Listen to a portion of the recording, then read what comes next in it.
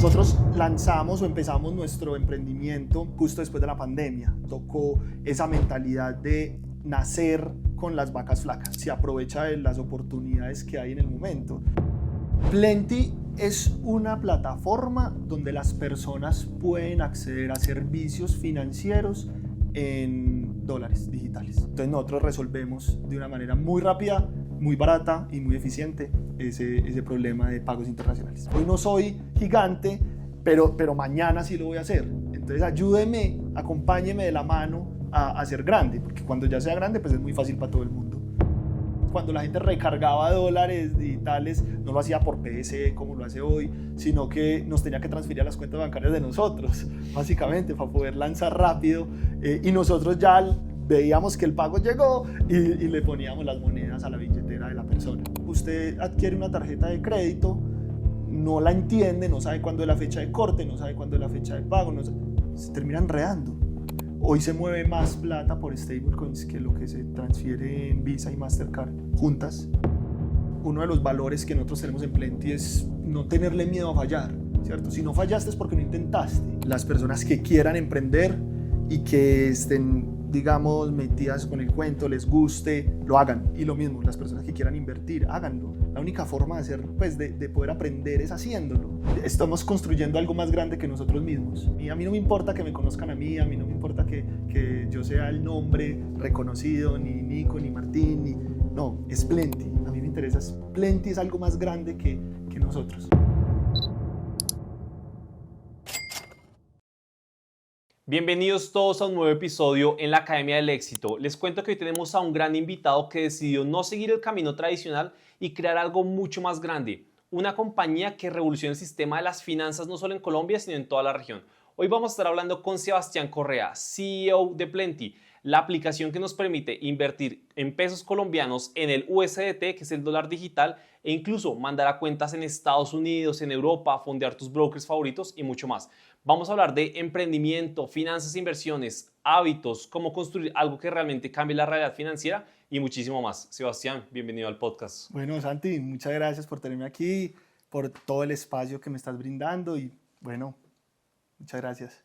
Sebas, para los que no lo conocen, yo quiero que usted nos diga quién es Sebastián Correa.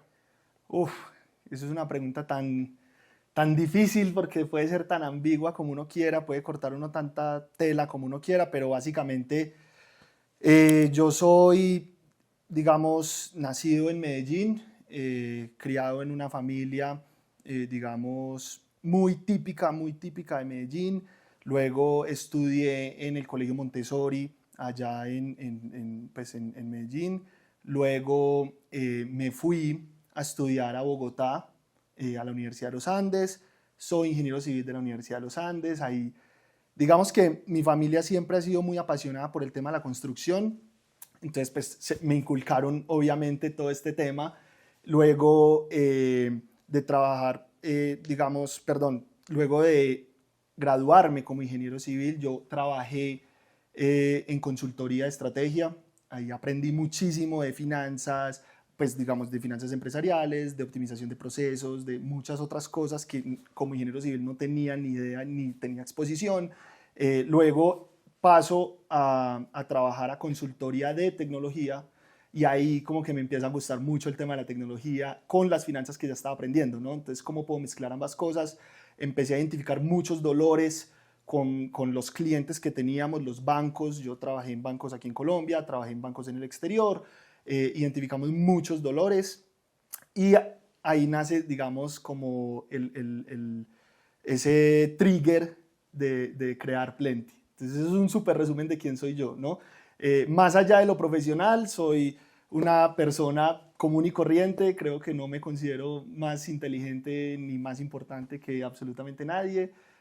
Tengo mis debilidades, me gusta mucho el fútbol, me gusta mucho el deporte y bueno, pues básicamente eso soy yo en 2 minutos. Muy bien, muy bien. Y yo quisiera preguntarle, ¿usted cómo describiría al Sebastián que era estudiante de ingeniería civil en los Andes y que soñaba con emprender? ¿Cómo era ese Sebastián? Hace tiempo no miraba hacia atrás, pero era una persona que quería aprender mucho. Eso sí, siempre quise aprender, siempre fui muy curioso, Digamos que en mi época pues me gustaba mucho como leer de ciertos temas, me gustaba también mucho aprender, yo era como adicto a esos programas de Discovery Channel, de Nat Geo, de ¿no? History Channel, entonces era muy curioso por aprender, tuve una época donde quería ser ingeniero de mecánico de Fórmula 1, ¿no? Como ingeniero que estaban en las pistas ahí como jefe de mecánicos de Fórmula 1, me interesó mucho ese tema automotriz, luego evolucionó mucho a la ingeniería civil y me interesaba mucho el tema. En la universidad a mí siempre me gustó no tanto la parte técnica de la ingeniería civil, sino el negocio como tal, el negocio de la construcción. Entonces siempre me quise empapar de cómo funciona un negocio, cómo funciona una empresa, cómo puedo yo desarrollar un proyecto. Tengo la fortuna de que mis papás trabajaron en empresas de construcción y entonces yo todo el día estaba preguntándoles de cómo era. Entonces generó mucha curiosidad ahí.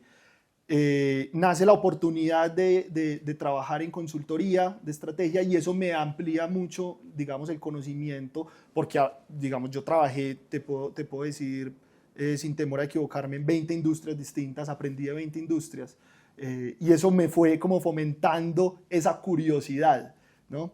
Que es lo que me llevó a lo que soy y lo que seguramente me va a llevar en un futuro a lo que vamos a hacer. Y mire que algo que me llama mucho la atención, le confieso puntualmente con la ingeniería civil, conozco un montón de ingenieros civiles y que a día de hoy no trabajan en ingeniería civil. Y yo por eso mismo le quiero preguntar a usted, usted hoy es un emprendedor digital, usted es el CEO de Plenty, pero ¿qué habilidades o qué herramientas obtuvo usted de la ingeniería civil que a día de hoy sigue utilizando? Pues ahí yo lo encasillo en dos muy puntuales. Uno, la capacidad de resolver problemas. Yo creo que una ingeniería, no solo la civil, sino una ingeniería en general, te permite, digamos, tener una estructura mental que te ayuda a resolver problemas. En el fondo, emprender es resolver problemas todo el día, ¿cierto? Y lo otro, particularmente de mi ingeniería, no puedo hablar por las otras porque no las conozco a fondo, teníamos un componente de gerencia de proyectos que se llamaba. Entonces era aplicado a gerencia de proyectos inmobiliarios, pero en el fondo es como vos administras un proyecto que es una empresa. Al final un proyecto inmobiliario es una sociedad donde tiene que dar plata, ¿no? Tenés costos, tenés gastos, tenés ingresos, tenés una proyección, tenés una, digamos, una necesidad de ventas, tenés que montar una estrategia de ventas y eso lo tenés que aplicar en la construcción, pues lo puedes aplicar en otros lados. Creo yo, digamos, no quiero que esté sobre piedra, pero creo yo que eso es lo que ayuda una ingeniería como la ingeniería civil a ser exitoso o a incursionar en otras áreas. Hasta alcaldes tenemos, Fico Gutiérrez en Medellín, si la memoria no me falla, es ingeniero civil. Entonces, pues yo creo que es digamos, es una carrera con mucha proyección. Usted justamente hace un momento dijo que trabajó en consultoría y yo siento que la consultoría es de esos sectores en donde uno aprende de todo, se expone a distintas industrias. Yo vi que usted tuvo unos años de experiencia en consultoría, pero yo quiero preguntarle a usted, ¿qué fue lo que aprendió? Como, ¿qué es lo más importante que se llevó del mundo de la consultoría? Pero también en qué momento usted dijo, esto quizá no es lo mío, yo quiero es emprender. Yo siempre quise emprender, desde que estaba en el colegio y te repito, con mis papás siempre era, venga, yo quiero, ¿cómo hago para montar un proyecto? Y yo le decía a mi mamá, salite de trabajar en la empresa en la que estás y montemos un proyecto. Y siempre quise digamos, emprender y montar negocios. Con mis socios, que si quieres después hablamos de eso, yo viví con ellos un tiempo y siempre las conversaciones que, digamos, uno siempre conversas cuando está comiendo, cuando está cocinando, lo que sea, todas las conversaciones que teníamos era de, bueno, ¿qué podemos montar? Hablamos de negocios, me enteré de esto, de esta empresa. Entonces siempre fue como esa intención de emprender. La consultoría, lo que pasa es que yo entro a consultoría, pues long story short, es porque en la construcción yo tenía que entrar desde la parte técnica de la construcción para poder aprender del negocio y poder ser exitoso, que eso es lo que creo yo y lo comparto, es como el deber ser, ¿no? Hay que aprender desde las raíces para poder conocer muy bien el negocio. Y a mí no me interesaba mucho eso. ¿cierto? Nace la oportunidad porque mi socio es administrador de empresas y él quería consultoría, y yo me entero del tema y me empiezo a interesar por el tema y entro a la consultoría a trabajar y ahí uno aprende unas cosas muy interesantes. Uno, digamos, a resolver problemas de una forma muy estructurada. Entonces, la consultoría en el fondo es resolver problemas que tenga o una necesidad que tenga una empresa particular. Entonces vos en un proyecto de 8 semanas o 12 semanas, lo que sea que dure, tenés que poder resolver o darle solución a un problema que una empresa puede tener durante años y planteársela al dueño, al presidente o al gerente de tú a tú, como si vos trabajaras hace mucho tiempo en esa empresa. Entonces te exige aprender mucho de la industria casi que en tiempo récord. Dos, tener una capacidad de expresión oral y de comunicación escrita muy estructurada porque al final tu entregable es la presentación y eso es lo que se va a llevar tu cliente. Yo creo que esas dos son las que más rescato, sobre todo, y las que todavía intento aplicar en Plenty y fomento que la gente en Plenty pues, las aplique. Y digamos que usted termina en el mundo de la consultoría y después llega algo llamado Makers. Incluso hace un rato hablamos un poco sobre su experiencia en Makers. Cuéntenos así súper transparente qué fue lo que pasó con Makers, también para los que no sepan qué es Makers y quizás si no siguió en Makers, al final qué fue lo que hizo en ese momento. Pues Makers básicamente es un grupo de estudiantes menores de 25 años, no necesariamente estudiantes, pero un grupo de jóvenes menores de 25 años que quieren ser top 1% pues digamos, en tecnología, sobre todo enfocado en tecnología.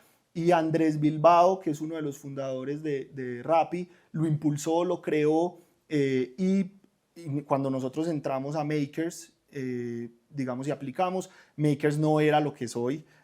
Básicamente Makers tenía unos cursos muy estructurados, unos cursos, digamos, que te enseñaban los temas básicos de cómo montar una startup, cómo hablar con clientes, cómo sacar una idea adelante, cómo prototipar una idea. Eran ese tipo como de lectures pues, que nos daban, que en ese momento fue muy enriquecedor. Lo que pasa es que en paralelo nosotros fuimos a Platanus Ventures y si quieres después podemos hablar de eso. Entonces me tocó dejar un poquito de lado Makers para poder enfocarme mucho en Plenty y en Platanus Ventures, pero sigo teniendo una relación muy cercana con la comunidad. De hecho, tenemos una comunidad cerrada donde hablamos casi que todos los días por ahí. Tengo una relación muy cercana con Andrés y creo que han evolucionado mucho, sobre todo ahora con temas de inteligencia artificial. Están haciendo un programa muy, muy, muy interesante en cómo volverse AI first. Y eso creo que va a ser game changer para las startups de ahora. Háblenos entonces un poco más sobre Platanus Ventures. ¿Qué es Platanus Ventures y ustedes qué hicieron ahí? Listo, entonces Platanus Ventures es una aceleradora chilena. Una aceleradora básicamente es un VC que lo que hace es que te invierte un ticket, en este caso, pues en nuestro caso fue $100,000 por X% de la compañía y te invita a un programa de 3 meses de acompañamiento para llevar tu startup del momento en el que estás a 10X, ¿no? Entonces, si solamente es una idea, pues de idea a prototipo y 10X. Nosotros lanzamos justo el día que pasamos a Makers, a Platanus, perdón. Nosotros lanzamos la plataforma el día que entramos a Platanus Ventures y estuvimos en el programa durante los 3 meses. Fue en Chile, nos tocó estar en Chile y al final hay un día que se llama el Demo Day. En el Demo Day lo que uno hace es que presenta la idea ante inversionistas. Ellos ya tienen una comunidad gigante de inversionistas por sus relaciones y te invierten el ticket pues, o la plata que tú estás levantando.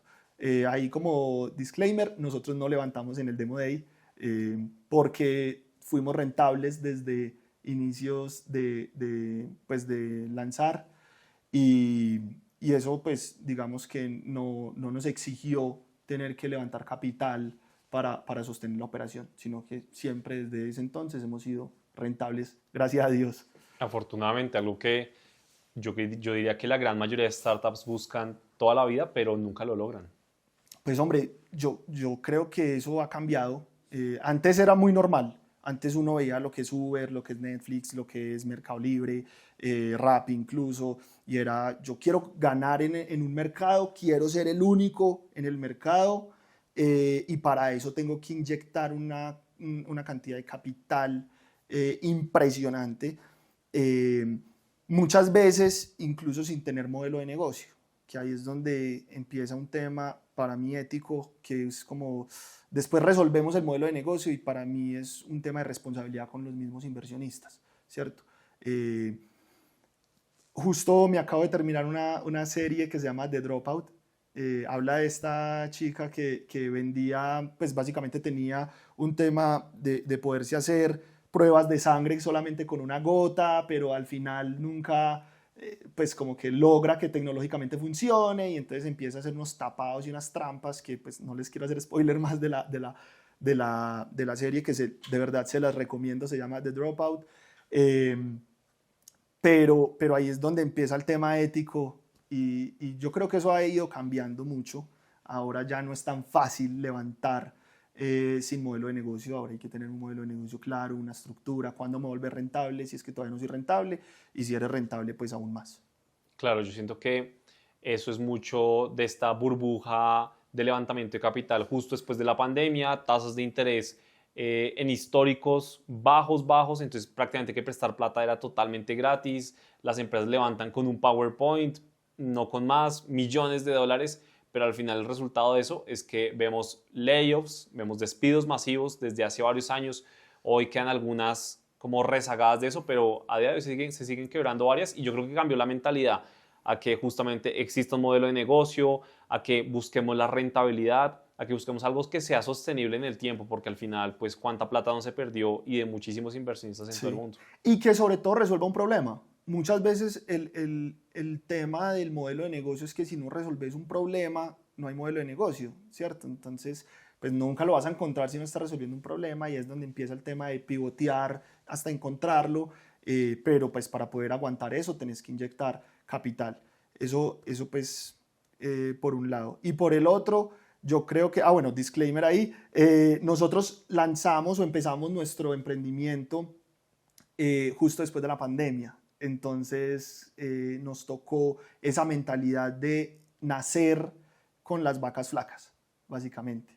Que yo también estoy de acuerdo que uno también, digamos que se aprovecha de las oportunidades que hay en el momento. Si nosotros hubiéramos estado en un momento donde las vacas eran gordas y se inyectaba y la mentalidad era otra, pues no te aseguro que estuviéramos con la misma mentalidad. Uno también como que se adapta al entorno en el que está. Y algo que me gustó mucho de lo que usted dijo es que modelo de negocio no existe si no resuelve un problema. Y quiero dar como una recomendación a la audiencia. Justo antes estábamos hablando de que me estoy leyendo un libro que me parece brutal. Se llama Enfócate en el problema, no en la solución, de Yuri Levin, que es el fundador de Waze. Entonces ahí se los dejo para que lo tengan. Y quiero preguntarle algo. Estábamos hablando de su experiencia en Makers, en Platanus Ventures. Al final usted tiene una gran red de mentores, de emprendedores que lo ha cobijado. Yo quiero preguntarle cuál es la importancia de tener una red de mentores, una red de emprendedores cuando uno está comenzando. Pues hombre, yo creo que el tema de los mentores no es cuando uno está empezando, sino siempre. Eh, Nosotros, digamos que tenemos como tres núcleos de mentores. Platanus Ventures es uno que me parece fenomenal. Makers es otro. Digamos que con Andrés, pues él tiene unas muy buenas relaciones y la verdad es que la red de mentores de Makers es muy buena. Y el tercero es que ahora estamos en un programa de Endeavor, de Scale Up de Endeavor, que también tiene una red de mentores fenomenal. Y mira, yo creo que uno tiene que aprovechar los mentores porque ellos ya vivieron y ya pasaron por lo que uno apenas va a pasar. Y los problemas que uno va a tener o está teniendo, ellos ya los tuvieron. En todos los sentidos. En ventas, en growth, incluso hasta como mentalidad de liderazgo, cómo manejo un problema con mi equipo, cómo manejo un tema de hiring, pues de contratación, cómo manejo un tema de priorización de problemas, porque uno quiere hacer todo, ¿no? Entonces, ¿cómo priorizo? Yo creo que eso ha sido parte del éxito que hemos tenido nosotros y de lo que hemos evolucionado. Una muy buena red de mentores. Yo creo que la gente es muy abierta a ayudar, eh, y hay que quitarse el miedo y preguntar. Lo peor que te puede pasar es que te digan que no. Pero preguntar es clave y los mentores están siempre dispuestos a ayudarte. Yo creo que es algo muy bueno del emprendimiento colombiano.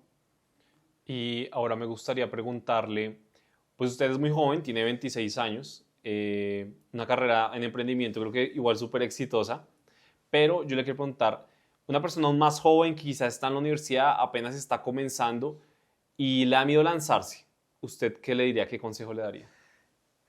Bueno, digamos que uno romantiza mucho el emprendimiento, eso es lo primero. El emprendimiento es como una montaña rusa, creo que esto es súper cliché, ya todo el mundo lo ha dicho, tiene sus cosas buenas, tiene sus cosas malas, tiene sus días de trasnocho, tiene sus días de sacrificio.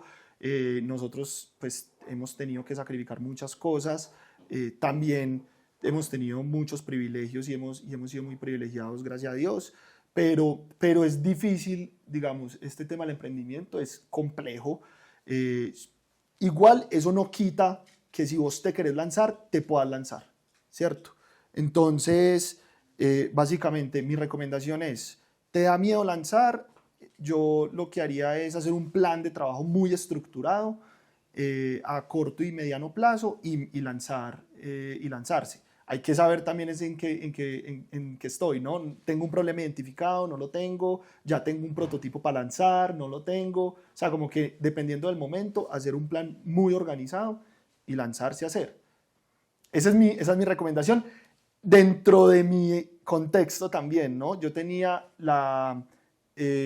digamos, la ventaja digamos, la bendición, llamémoslo así, de que si algo pasaba cuando yo me lanzara, mis papás me podían mantener. Entonces fue algo que yo hablé con ellos, yo dije, venga, voy a lanzar esto, quiero lanzarme.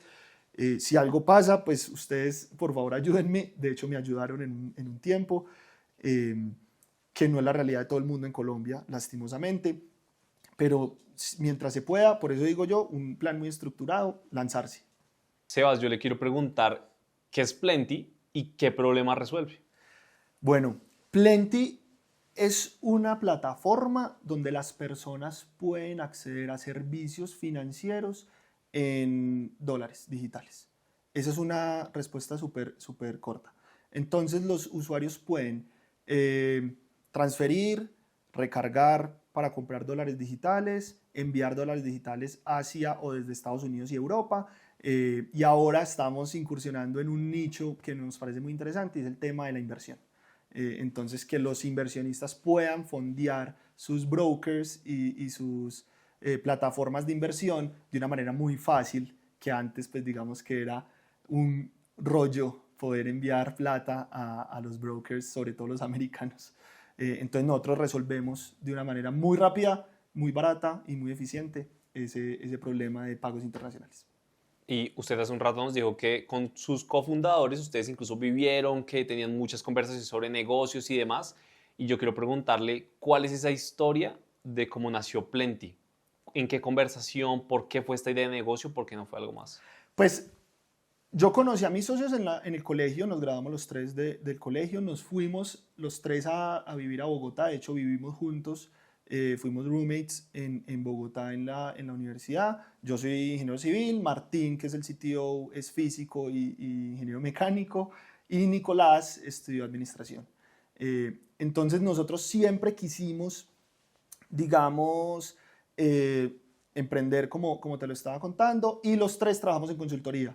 Entonces teníamos proyectos de banca y teníamos proyectos de tecnología. Y siempre veíamos que la banca no terminaba de resolver problemas tan, digamos, relevantes para la sociedad colombiana, como el tema de las remesas. Tenemos millones de colombianos en Estados Unidos, pues, digamos, con unos dolores para poder traer la plata para sus familias. Tenemos una época post pandemia donde el trabajo remoto se vuelve supremamente importante, y las personas se les dificulta recibir los pagos. Entonces empezamos a identificar problemas ahí y dijimos, venga, esto hay que resolverlo. Uno de nuestros advisors de tecnología, él es súper exitoso digamos, él fue CTO de una empresa muy exitosa en Australia y fue, digamos, uno de los pioneros, llamémoslo así, de Bitcoin en su momento. Entonces él nos empezó a explicar de las stablecoins, las monedas estables, que básicamente son monedas que tienen una paridad 1 a 1 con el dólar americano, con unas reservas en cash, pues en bonos del tesoro y depósitos a la vista en Estados Unidos. Y con eso podemos resolver de una manera muy eficiente la necesidad de tener esos servicios financieros en dólares. Ahí nace más o menos como un poquito la historia. Plenty al principio no era lo que es hoy. Plenty en un principio fue pensado para los ahorradores. Nosotros decíamos, la gente quiere ahorrar porque el dólar está subiendo, una época compleja en la política colombiana, que no quiero entrar ahí, pero básicamente el dólar estaba subiendo, dólar a 5.000, y entonces la pregunta era, bueno, ¿y cuándo llega a 6.000? Entonces nosotros dijimos, venga, la gente quiere ahorrar y quiere resguardarse en una moneda más fuerte como el dólar, básicamente. Lanzamos un MVP. Un MVP en fintech no es tan MVP como podría ser en otros sectores, pero igual, pues, para hacerte una historia ahí que me parece muy curiosa, cuando la gente recargaba dólares digitales, no lo hacía por PSE como lo hace hoy, sino que nos tenía que transferir a las cuentas bancarias de nosotros, básicamente, para poder lanzar rápido. Y nosotros ya veíamos que el pago llegó y le poníamos las monedas a la billetera de la persona. Básicamente así era como funcionaba el MVP y creo que bien lo dice Y Combinator, pues si tu MVP no te da pena, creo que lanzaste muy tarde, ¿no? Y yo creo que soy un gran creyente de una frase en emprendimiento que es la perfección es el enemigo del progreso, ¿no? Al final, el que espera que todo esté perfecto, que no haya ni un solo error, o nunca lanza o lanza y ya no es relevante en el mercado, porque seguramente otros lanzaron previamente y con algunos defectos, pero progresaron, tienen participación de mercado. Entonces yo creo que eso es súper importante. Y algo curioso que le quiero preguntar de esa parte es, por ejemplo, les transferían a ustedes, incluso quiero saberlo de ahora, les transferían a ustedes en sus cuentas, o por ejemplo, a día de hoy ya súper formalizado, PC, etcétera, pero de dónde sale toda la cantidad de USDT que le tienen que transferir a las cuentas a los usuarios. Bueno, nosotros, me estás preguntando el secret sauce de Plenty un poquito, pero nada, digamos que nosotros tenemos relación con proveedores de liquidez donde nosotros compramos los USDTs. Al final el USDT para la legislación colombiana es un activo intangible. Nosotros compramos ese activo intangible y se lo vendemos al usuario. De hecho, en cada compra hay una factura pues de venta, ¿no? Básicamente. También tenemos usuarios que no solamente quieren comprar sino vender, entonces ahí también hay como un match en el que uno puede, llamémoslo así, compensar y bueno, así es como funciona básicamente. Mire que una pregunta de seguidores que acá siempre tratamos de hacer es ¿y por qué Plenty? ¿Por qué ese nombre? Pues Plenty por varias razones. Nosotros teníamos una lista. No nace una cosa así como súper extraña que a veces la gente tiene unas historias de no, es que imagínate que hice esta. No. Plenty teníamos una lista de posibles nombres y empezamos a ver cuál sonaba más. Entonces uno de los ejercicios que hacíamos era contarles a la familia los 10 nombres y a los 8 días o a la semana les decíamos de cuál se acuerda, ¿no? Y todo el mundo se acordaba de Plenty, ¿cierto? Y Plenty nace de la frase to be plenty o plenty of things, es como abundancia en inglés, ¿no? Y nosotros pues siempre hemos tenido como el objetivo de que las personas sean financieramente libres, ¿no? Uno no tenga que pedir permiso a nadie pues para manejar sus finanzas, ¿cierto? Entonces nace un poquito como de la abundancia. Chévere, chévere. Quiero que hablemos ahora de algo relacionado con la abundancia y es el modelo de negocio, ¿no? Entonces quiero entender cómo es el modelo de negocio de Plenty y ustedes cómo ganan plata. Pues el modelo de negocio de Plenty es un modelo muy sencillo. Nosotros juntamos dos puntas. Nosotros juntamos al comprador, que es el usuario de Plenty, y juntamos al proveedor de liquidez, ¿cierto? Entre esos dos hay una diferencia de tasa de cambio y nosotros nos ganamos ese, llamémoslo spread, de la tasa de cambio. Entonces yo consigo, voy a ponerte el ejemplo X cualquiera, yo consigo el USDT a 4.000 y a los usuarios le damos una tasa de 4.100, me gané 100 pesos. Ese es el modelo de negocios, creo que es muy sencillo. Ahora lanzamos, pues ahora que tenemos la tarjeta de Plenti, tenemos un ingreso adicional que es el de la tasa de intercambio. Entonces siempre que hay una transferencia o hay una compra con la tarjeta de Plenti, al comercio, no al usuario, al comercio se le cobra una tasa de intercambio, de los cuales ganan muchos jugadores, no solamente Plenti, también gana en este caso Visa, el dueño del datáfono, el banco emisor, el banco receptor, pues ahí hay muchos ganadores. Correcto, y yo que trabajé en SumUp, al final yo justamente veía eso y veía que, por ejemplo, en Colombia la tasa promedio que se le cobra a un comercio que tiene datáfono, el promedio es 2.99%. Pero de ese 2.99% hay un montón de jugadores que son todos los que usted acaba de mencionar y entre todos se llevan una parte de la comisión. Y yo le quiero preguntar algo porque siento que el negocio fintech es fascinante, pero ustedes cómo lograron llegar al deal con Visa para hacer la franquicia, las tarjetas, ¿cómo fue ese proceso? Quiero que nos cuente un poco sobre eso. Pues hombre, mira, nosotros tenemos como una mentalidad de que lo peor que le puede pasar a uno es que le digan que no, ¿cierto? Creo que ya lo dije. Entonces, uno ve a empresas muy grandes como muy inalcanzables, ¿cierto? Sin embargo, esas empresas escuchan. Entonces, nosotros teníamos una necesidad muy puntual y era, venga, el job to be done, que pues les recomiendo también el libro, básicamente se traduce en cuál es el objetivo final del cliente. El objetivo final del cliente era poder mercar, poder fondear un broker, poder comprar una camiseta. Eso, el usuario lo que tenía que hacer era transferir a Plenti, de Plenti transferir a su banco y ya ahora sí poder hacer ese job to be done, ¿cierto? Nosotros dijimos, venga, ¿por qué no quitamos ese paso adicional de ir al banco y lo hacemos directamente con la tarjeta? Empezamos a investigar, para eso se necesita una cosa que se llama BIN Sponsor. BIN Sponsor básicamente es que te presten el permiso para poder emitir tarjetas y procesar tarjetas. Y ese BIN Sponsor, digamos que luego tenés que hablar con una de las franquicias que, pues, para resumirlo, son dos franquicias, Visa y Mastercard. Hay otros jugadores, pero pues sobre todo aquí en Colombia son esas dos principales. Y uno toca la puerta y escuchan realmente. Y la mayoría de las veces que hemos hecho eso con jugadores muy grandes, escuchan.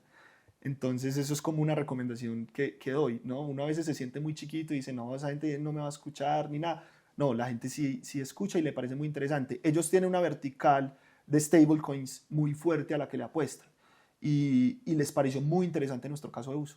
Entonces ahí hicimos como un match muy bacano y lanzamos. Creo que ha sido un éxito total la tarjeta. Lo ha sido y yo le quiero preguntar, o sea, no solo, pues gracias por contarnos la historia de que lo lograron, pero yo además me pregunto cómo lo lograron, pero tan rápido, porque es que al final yo lo que veo en Plenti es que todo se mueve muy rápido. Hay negocios que se demoran años y ustedes se demoran meses. ¿Cómo lo logran? Pues uno con foco.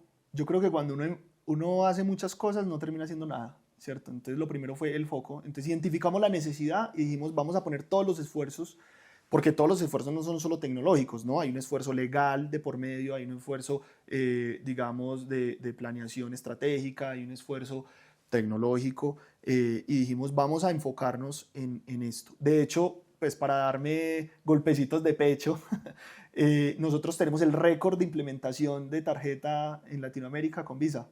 Nos demoramos 3 días, donde Martín, mi socio, el CTO, se internó con el equipo de tech para desarrollar la tarjeta y desde el momento en el que arrancamos hasta que se pasó la primera transacción se demoró 3 días. Entonces, bueno, pues eso es foco y agilidad. Yo creo que eso es una cosa de las fintechs, es que son muy ágiles. Las empresas grandes se vuelven unos monstruos, unos buques difíciles de mover. Uno es un poquito más versátil, menos burocracia, las decisiones se toman rápido y ganas, puras ganas.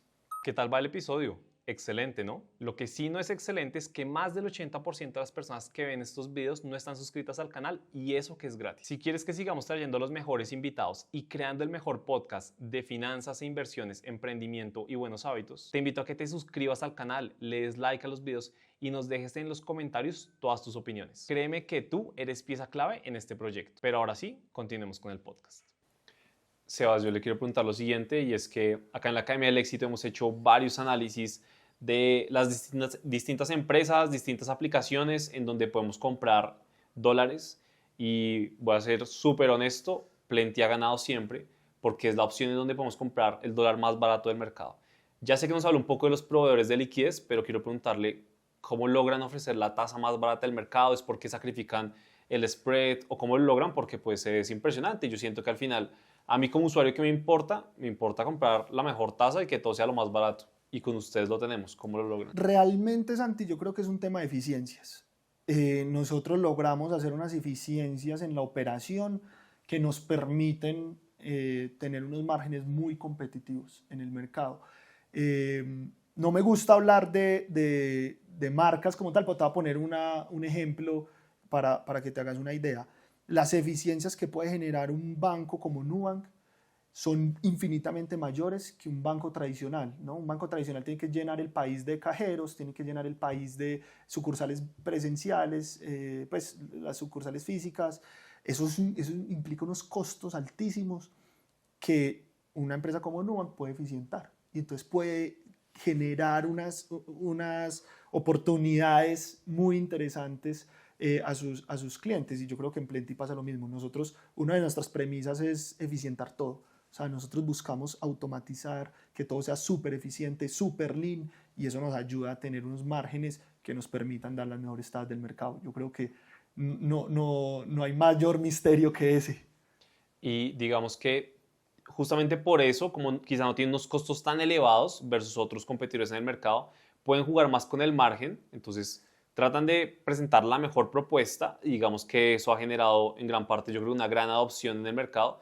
Y yo le quiero preguntar lo siguiente, ¿cómo lograron ser rentables tan rápido?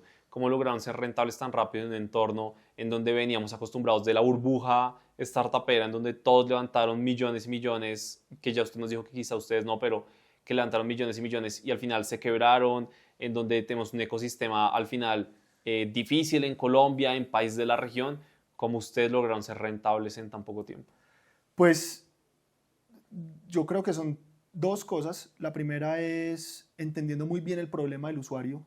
Nosotros empezamos con una hipótesis, la fuimos cambiando abruptamente. Nosotros empezamos con un tema de ahorro, ese tema de ahorro fracasó. La gente, lastimosamente, no tenemos una mentalidad de ahorro como se debería tener, y mucho menos en dólares, ¿no? Entonces, como ponerle doble clic a los temas, y pues lastimosamente no funcionó el tema del ahorro en dólares, pero sí se empezaba a usar mucho para las transacciones, que era lo que pasaba, y era la gente diciendo, venga, yo tengo mi familia en Estados Unidos, me quiere mandar dinero, ¿se puede hacer a través de Plenty? Sí, claro.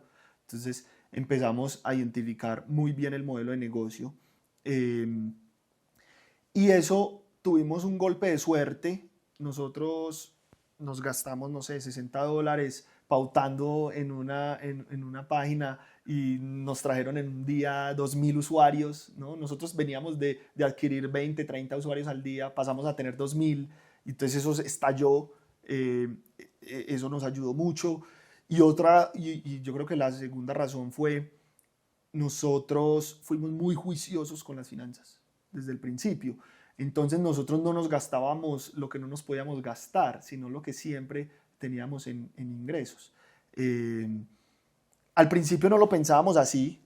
Nosotros por eso levantamos plata, levantamos cerca de $200,000 para poder aguantar unos meses mientras encontramos modelo de negocio, pero lo encontramos bastante rápido, y fuimos muy juiciosos como con las finanzas de la empresa, donde al principio éramos solamente los tres fundadores. Yo hacía servicio al cliente, Nicolás hacía operaciones todo el día, Martín era el único programador, pues la única persona de tech que estaba todo el tiempo metiéndole al producto también. Entonces en la medida en la que íbamos creciendo, pues ya íbamos trayendo más personas, íbamos ofreciendo otras cosas y yo creo que fue un proceso evolutivo, ¿no? No quisimos tenerlo todo ya y para eso necesitamos toda la plata ya, sino irlo haciendo paulatinamente. Creo que esa fue la razón. Y digamos que desde el punto de vista de la financiación, es decir, primero levantaron $200,000, pero después de eso lo que ha habilitado como el crecimiento de Plenty es bootstrapping, como crecer a punta de sus propios ingresos. Sí, entonces nosotros levantamos $200,000 porque cuando los levantamos no teníamos producto todavía, no habíamos salido, entonces nosotros necesitábamos renunciar a nuestros trabajos para poder dedicarnos 100%, eso es uno de los requisitos de Platanus Ventures, pues yo te voy a invertir plata, pero es porque estás 100% metido en el negocio, si no, no le crees tanto al negocio como decís. Entonces, pues levantamos los $200,000, rápidamente al mes o los 2 meses encontramos rentabilidad y a partir de eso nosotros lo que hacemos es que reinvertimos los ingresos pues, y la utilidad del negocio. Y reinvertir es reinvertir en tecnología, reinvertir en customer experience, reinvertir en diseño, en producto, en deals. Y también una de las cosas que nos ayudó es que nosotros pues éramos pequeños, pero teníamos una visión de crecer y siempre le vendíamos eso a nuestros partners, porque nosotros teníamos partners para todo el tema de cumplimiento, teníamos partners, pues ejemplo Visa y Pomelo, teníamos partners de proveedores de liquidez, teníamos, o sea, un montón de partners alrededor que son los que nos permiten hacer la operación y decimos, venga, hoy soy chiquito, porfa, no me cobre tan duro, pero se lo aseguro que en un futuro vamos a ser muy buenos amigos y no se va a arrepentir de cobrarme barato al principio y después pues le va a pagar lo que vale realmente. En este momento no le puedo pagar porque no tengo mucho, pero se lo aseguro que vamos a ser muy buenos amigos. Eso es un poquito como paisa, enredar ahí como a la gente, pero en el fondo sí, es eso. Yo hoy no soy lo que debería ser, o no soy lo que debería ser, no. Hoy no soy gigante, pero mañana sí lo voy a hacer. Entonces ayúdeme, acompáñeme de la mano a ser grande, porque cuando ya sea grande, pues es muy fácil para todo el mundo, ¿no? Y mire que hay un amigo mío que tiene un dicho que me recordó mucho lo que usted dice, y es que cuando él va a hacer negocios, él le dice, no le doy mi firma porque la hace cualquiera, pero le doy mi palabra de que le va a cumplir. Yo siento que en gran parte es así.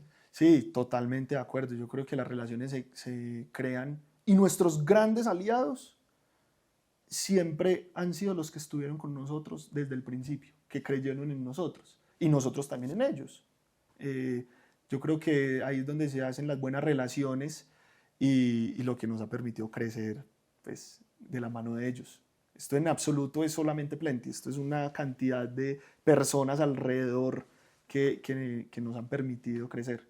Sebas, yo le quiero preguntar lo siguiente, y es que a pesar de que ustedes quizá no han hecho muchísimas rondas ni series de levantamiento, igual ustedes levantaron $200,000, que no es algo menor, de Platanus Ventures y una ronda como de ángeles inversionistas, Friends and Family. Yo le quiero preguntar, uno como emprendedor, ¿cómo aborda esos momentos y qué consejos nos podría dar? Pucha, eso es un momento muy duro del emprendimiento porque vos tenés que convencer a alguien de que lo que vos vas a hacer va a ser muy grande y es difícil convencer a la gente de eso. La gente es supremamente, a la gente le gusta ver, entonces nos decían, muéstreme qué ha hecho. No, pues está en construcción. Ah, no, entonces hablamos después. Entonces es un momento muy difícil. Yo creo que uno se tiene que organizar y nosotros nos organizamos en el sentido en el que dividimos tareas muy claras de Nicolás qué hace en operaciones, Martín qué hace y yo qué hago. Cuando hay un levantamiento de capital, cambia un poquito la estructura en la que el CEO se debería dedicar solamente a levantar capital, ¿cierto? Nosotros pues nos dedicamos a aplicar a Platanus Ventures. Eso lleva un trabajo de aplicación, un trabajo de preparación para las entrevistas. Nosotros, de hecho, la primera vez no pasamos a Platanus Ventures, llegamos a la final, pues digamos, la entrevista final y nos dijeron, ustedes son, pues digamos, la idea nos gusta, nosotros no solamente le apostamos a la idea, nosotros también le apostamos al equipo, porque la idea de ustedes se los aseguro que va a cambiar y no se equivocaron, evolucionó mucho. Entonces ustedes son jóvenes, ¿cierto? Muéstrenme cómo me pueden demostrar que ustedes son capaces de sacar lo que me dicen que van a sacar. Si ustedes fueran ex Rappi, si ustedes fueran ex Uber, si ustedes fueran ex... Yo digo, sí, les creo porque ya lo han hecho antes. Si son second time founder, que es como que ya has montado una startup antes, entonces te creo porque ya me demostraste que lo hiciste, ¿cierto? Te voy a poner un ejemplo, vos le preguntas a Simón Borrero o él te pregunta y te dice, ve, voy a crear una startup, necesito plata, pues vos le metes porque vos sabes de lo que es capaz de hacer, ¿cierto? Nosotros, pues cuando estábamos tan jóvenes, 22 años, no teníamos eso, como ese pedigrí que llaman, no lo teníamos.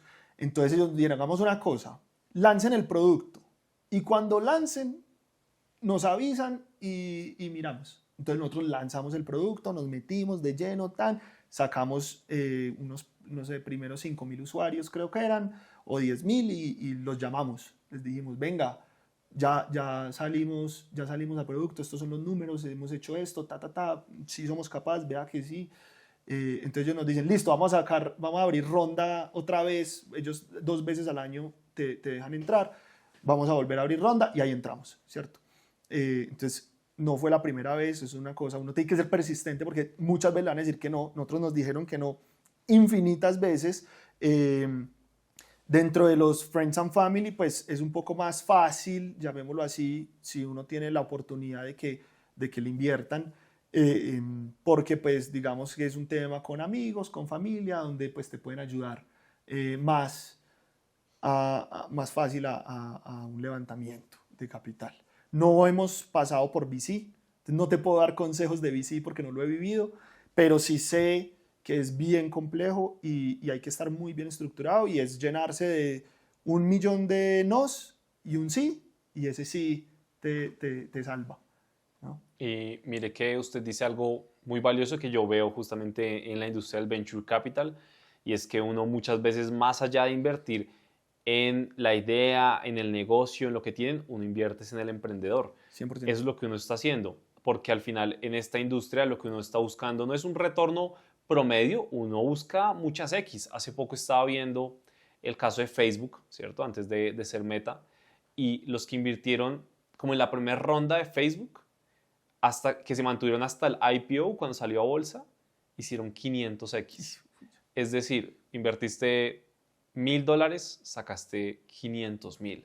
Y en Venture Capital se buscan, bueno, eso ya es un caso muy atípico obviamente, pero 10X, 20X, 30X. Entonces la verdad que encontrar a los founders como que estén alineados a lo que tú buscas, pero también con una experiencia probada, yo creo que es lo más importante. Sí, pues yo creo que, digamos, tiene que ser así porque que una startup salga, digamos, a una IPO es muy complejo. Entonces yo le tengo que invertir a 100 para que una me pague lo de las 100. Más o menos, pues no, digamos, no son los números reales, pero más o menos es como la lógica. Entonces yo le tengo que invertir a 100 startups para que una me pague el retorno de lo que invertí en las 99 que no pudieron y que lastimosamente pues cerraron o fracasaron. Entonces uno tiene que tener mucho cuidado cuando va a invertir o cuando va a hacer ese tipo de inversiones, porque lo más probable, sobre todo en muy early stage, lo más probable es que la idea cambie o evolucione o pivote porque vos estás apenas en una etapa de validación, todavía no tenés el modelo de negocio tan claro, entonces muchas cosas van a cambiar, lo que no va a cambiar es el equipo. El equipo es al que vos le estás apostando, vos le estás diciendo, yo te voy a entregar un ticket X, $10.000, porque yo sé que vos sos capaz de sacar algo adelante. No sé si es esto que estás sacando en este momento o otra cosa, pero va a ser. Y además, una frase muy interesante que tienen en Y Combinator es, venga, las startups, la mayoría no fracasan porque las matan, sino porque se suicidan, ¿no? Entonces, a lo que van es, usted ni siquiera, la probabilidad de fracaso muchas veces no está por lo externo, sino por lo interno, y en lo interno está el equipo, ¿no? Y los founders. Entonces, es muy importante saber invertir en el equipo. Y quiero que ahora hablemos de los founders de Plenty. Usted nos dijo que ustedes son amigos desde el colegio, fueron roommates en Bogotá. Al final hay una conexión, yo creo que hay una hermandad muy chévere, muy poderosa, pero yo quiero que usted nos explique uno cómo escoge al socio correcto para montar un gran negocio. Pues, digamos, nosotros nos conocimos en el colegio, no éramos tan amigos, disclaimer ahí, no éramos tan amigos, sino que en Medellín la gente no tiende a irse mucho de Medellín porque en Medellín hay buenas universidades, entonces la gente muy pocas veces sale a otras ciudades, cosa que no pasa, por ejemplo, en la costa mucha gente va a Medellín, a Bogotá a estudiar.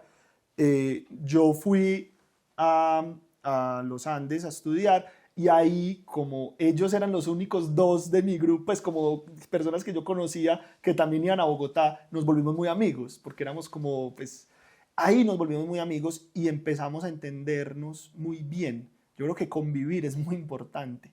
Eso es casi que un matrimonio.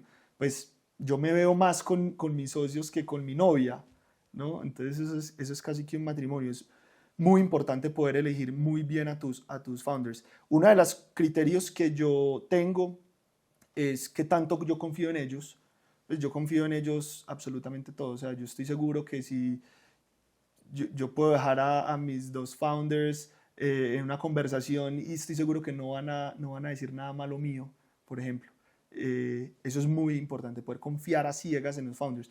De hecho, yo, por ejemplo, pues nosotros nos dividimos las tareas, entonces Martín está en tecnología, por ejemplo, yo confío ciegamente en las decisiones que él toma. A veces me las consulta o me las dice, porque pues también nos comunicamos muy bien, pero yo confío tanto en él que simplemente me usa a mí como herramienta de consulta y yo a ciegas sé que lo que está haciendo es perfecto desde su criterio.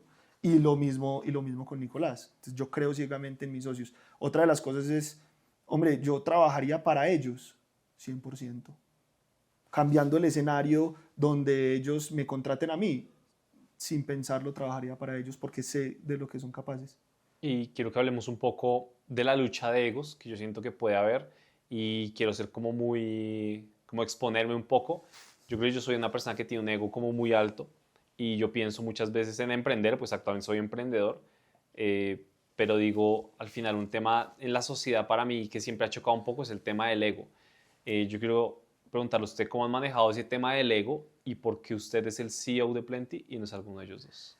Yo soy el CEO de Plenty precisamente porque ellos no querían serlo. Entonces, Nico dijo, venga, a mí no me interesa hacer la cara de Plenty, yo prefiero que Plenty sea 1000 veces más grande y que yo ni siquiera, que nadie sepa que yo soy fundador de Plenty. No me importa. Eso me parece muy interesante. Entonces él decía, si quiere no me saque a mí pues muchas veces nos llamaban como de revistas, de yo no sé qué, entonces entrevista, él decía, hágale, vaya usted, yo no quiero entrevistarme, lo mismo Martín. Yo creo que ellos tienen esa virtud, ellos tienen un muy buen manejo del ego, en el que nosotros tenemos, sobre todo en LinkedIn lo tenemos, estamos construyendo algo más grande que nosotros mismos. Nosotros preferimos que sea Plenty la cara. Para mí, a mí no me importa que me conozcan a mí no me importa que yo sea el nombre reconocido, ni Nico, ni Martín, no, es Plenty. A mí me interesa, Plenty es algo más grande que nosotros. Hasta el momento, ¿cuál ha sido el desafío más grande que ha asumido como CEO de Plenty? Uy, hemos tenido muchos desafíos muy grandes, temas de negociación entre los mismos socios, participación, por ejemplo. ¿Cómo negocias una participación? ¿Vos por qué tenés más o menos o igual? Eso es un tema muy delicado porque eso impacta en el futuro. Eso es una conversación que hoy se tiene y hoy se resuelve, pero eso en 5 años, en 10 años, eso tiene muchas secuelas. Entonces eso es uno de los grandes retos. Otro reto es cómo convences a tu equipo que Plenty es big deal, ¿no? Ese es uno de los grandes retos de liderazgo a los que uno se enfrenta en el día a día. ¿Cómo yo convenzo a mi equipo que trabajar por Plenty es lo mejor que le puede pasar? ¿Cierto? Cuando nosotros hacemos hirings, nosotros normalmente hacemos hirings de startups que admiramos. Entonces a mí me gusta mucho startups Nubank, Rappi, Tree, ¿Cómo convenzo yo a una persona que se venga a Plenty guardando proporciones, ¿cierto? Nubank versus Plenty en tamaño es un reto muy, muy, muy interesante al que me he enfrentado en temas de liderazgo. Retos del día a día. Todas las reuniones a las que yo entro son para resolver problemas. Porque yo le digo a mi gente, pues digamos que yo confío mucho en ellos y la idea es que me usen a mí para rebotar ideas y tenemos una metodología pues muy clara para eso, donde me traen el problema, tenemos me tienen que traer siempre 3 opciones de cómo resolverlo y eso ya de entrada nos resuelve el problema a la mitad y yo me vuelvo un canal de solución de problemas y son problemas de todo tipo.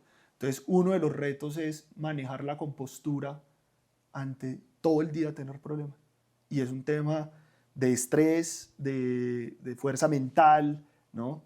Que yo a mi escala lo estoy viviendo, no me quiero imaginar lo que puede estar viviendo un presidente de una multinacional, ¿no? Con países a cargo y con cosas, pero yo creo que ese es uno de los grandes retos. ¿Y cuál cree que ha sido como su mayor triunfo? Uf, qué pregunta tan difícil. Yo creo que mi mayor triunfo fue haber conocido a las personas correctas y haberlas encasillado en un objetivo que es Plenty. Ese fue mi mayor triunfo, traerme a mis socios a lo que es Plenty. A partir de eso fue la semilla inicial de crear un gran emprendimiento. Y otro de los grandes triunfos que hemos tenido en Plenty es saber contratar las personas correctas.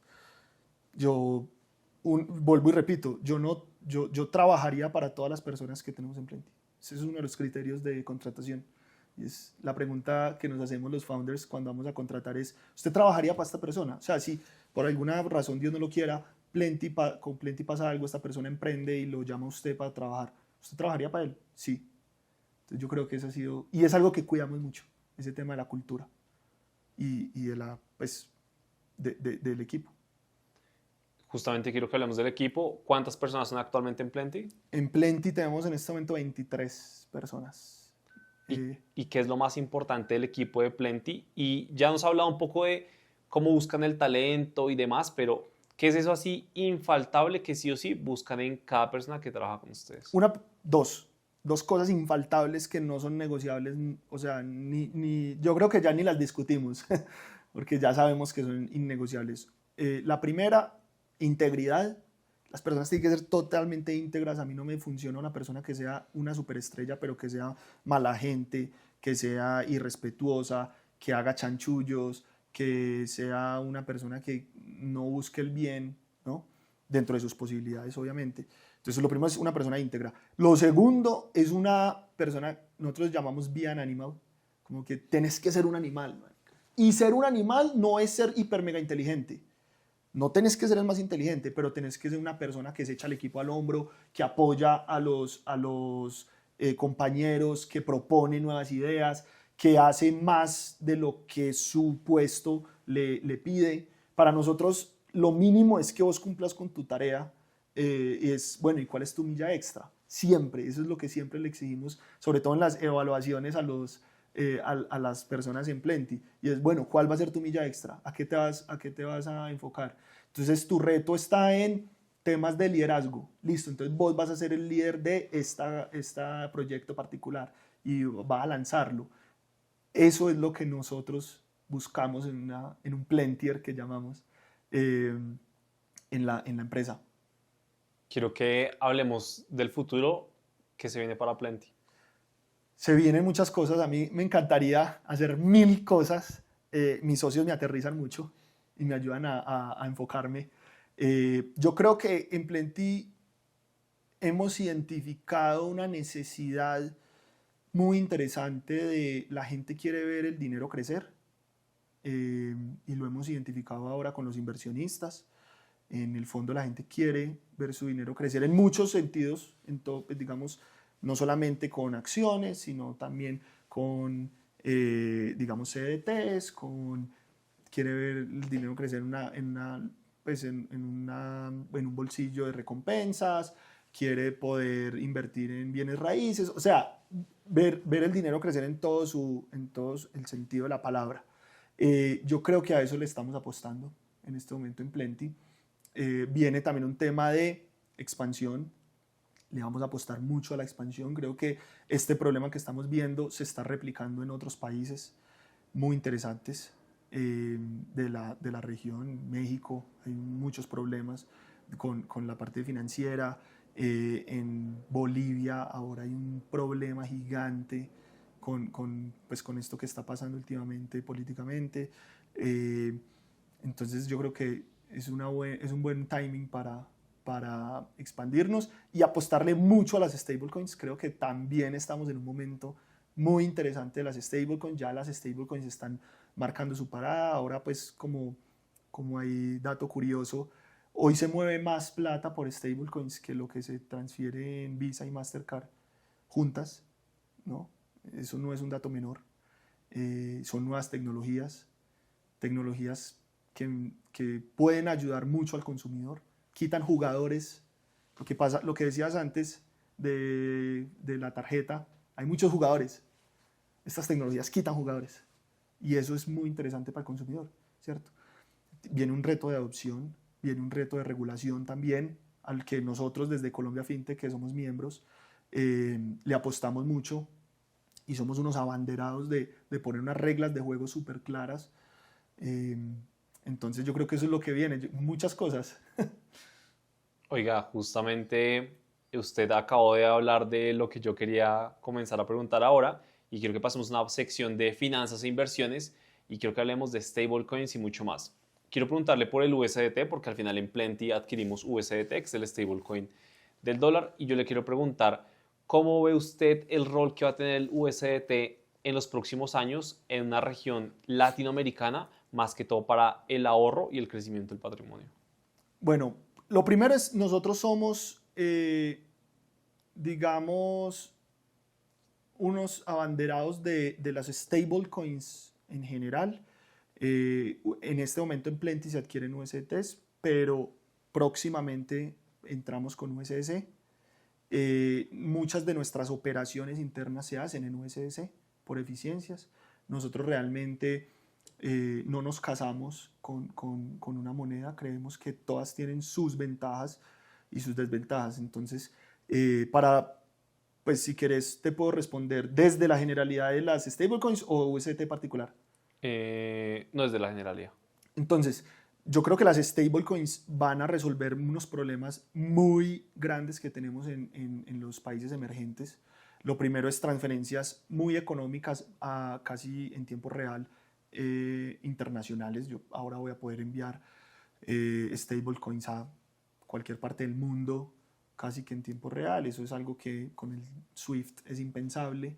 Eso va a cambiar las reglas del juego indiscutiblemente. Lo que pasa es que ahora los gobiernos van a tener que empezar a montarse en esa ola. Eso es una realidad y pasa similar a lo que pasó con Bitcoin, ¿no? Los gobiernos se dieron cuenta que Bitcoin es una realidad, o sea, no podemos tapar el sol con un dedo. Entonces lo mismo va a pasar con las stablecoins, eficiencias. Hay un reto grande con las stablecoins y es la interoperabilidad. Entonces tú hablas de dos, pero ahora que va a haber una regulación clara, los bancos van a querer sacar su propia stablecoin, entonces el Citibank va a querer sacar su propia stablecoin y Wells Fargo también. ¿Cómo hacemos que eso se vuelva interoperable? Porque pues no me sirve de nada yo tener la de un banco, pero el otro banco no me la recibe, o cómo jugamos ahí, ¿cierto? Entonces, yo creo que economías emergentes como África, sudeste asiático, Latinoamérica, son economías hechas para las stablecoins y ya se están viendo, ¿no? Ya se hacen operaciones con stablecoins, ya se pagan proveedores con stablecoins, ya incluso se hacen pagos, digamos, de nómina con stablecoins. Yo creo que ese es el futuro. Total. No muy lejano. Sebas, yo le quiero preguntar, hablando de inversiones, ¿cómo invierte usted y si invierte en activos distintos a las criptos? Listo. Entonces, Santi, lo primero es, cuando a mí me pagan el salario, que parece curioso, pero cuando a mí me pagan el salario, yo lo primero que hago es separar la cantidad que voy a invertir, o sea, como si fuera un gasto más. Y luego pago el arriendo, pago todas mis... Y lo que me queda es como lo que yo ya me puedo gastar, porque ya cumplí la tarea, entonces ya puedo gastarme para ir al cine, para comer, para rumbear. Entonces eso es lo primero, soy muy organizado con eso. Lo segundo es, yo sí invierto en más cosas que en cripto. Yo tengo inversión en pues, S&P 500, me gusta, lo hago pues como digamos periódicamente. Periódicamente compro Bitcoin, también ahorro en dólares digitales. Luego tengo inversiones inmobiliarias que me gustan mucho. Y últimamente estoy comprando como facturas de crowdfunding en Mesfix porque me gusta, porque me entretiene, sobre todo que empieza uno como a aprender mucho de empresas. Entonces, porque te dan, digamos, la información financiera de las empresas, entonces uno más o menos empieza a identificar una empresa de este tipo de servicios o este tipo de productos, más o menos cómo son los márgenes, ¿no? Y empieza uno a entender como de los negocios. Ese es más o menos mi portafolio. Cambia, a veces compro acciones que veo con oportunidad, no sé mucho de acciones para serte muy sincero, entonces me pego a gurús y a personas a las que de verdad les creo como a vos, entonces les hago bastante caso. Ya saben que si quieren aprender más sobre acciones, síganos en la Academia del Éxito en todas las redes sociales. Claro. Pauta publicitaria. Muy bien, Sebas, y digamos que, listo, súper interesante que usted tenga un portafolio más diversificado, que yo creo que es así como debe ser, pero usted está muy metido en la industria cripto por las stablecoins y demás.